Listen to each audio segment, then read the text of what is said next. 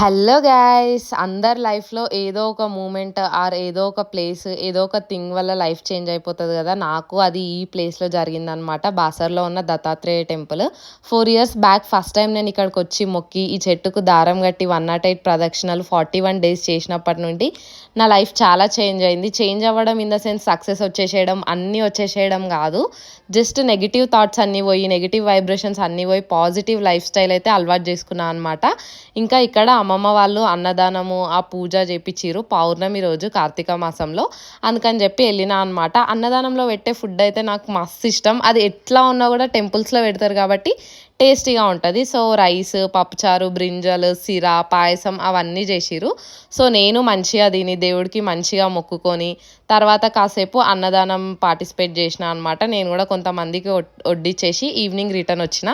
so మీ favourite God ఎవరు అనేది నాకు కామెంట్ సెక్షన్లో కామెంట్